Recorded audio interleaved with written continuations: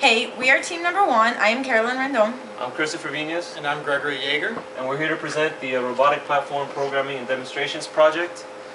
For our first task, we had to create a synchronized robot performance. The objective was to pick a song, which, basically a theme. It had to be 1 minute long, and 2 robots had to move synchronized or choreographed with that song. The song that we chose was the Danube. It's a classical waltz, and basically, the flow chart is fairly simple. There was no decision making. A bunch of subroutines were created for basic things like forward, rotating, pivoting, going backwards, and basically just went down the line, calling each subroutine with a specific amount of time doing that motion.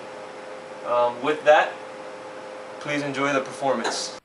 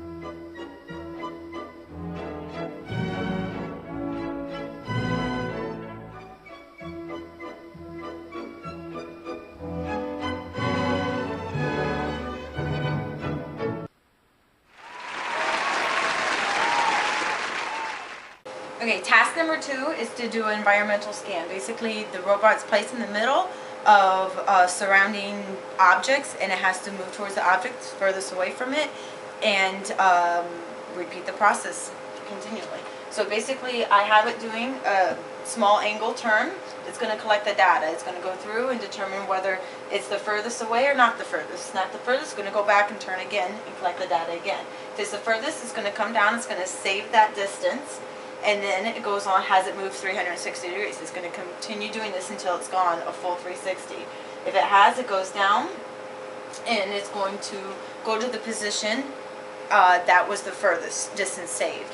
Once it does that, it's going to move forward, and then it's going to stop 2 inches in front of the object, and once the task is complete, it's going to repeat the whole entire process all over again.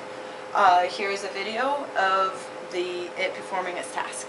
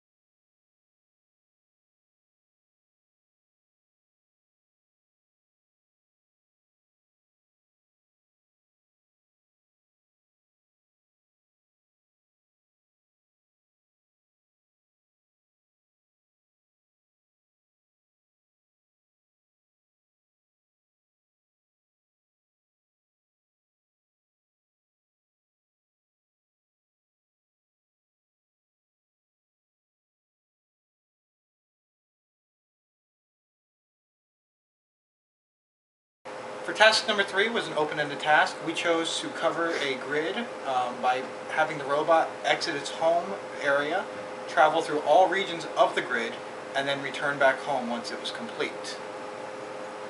As you can see from the flow chart, there are a lot of decisions being made. The robot exits and waits until it moves forward until it hits a boundary line. Once it hits the boundary line, it then calculates the grid size. Once it knows the grid size, it bases each move off of one grid size. So it's going to move forward, it's going to turn, and it's going to continue on, not crossing over the next boundary. And once it detects that it has reached its home after traveling through all areas, it will move towards the opening of that home and place itself inside and ready to go again. On the next slide here, you'll see the robot performing this task.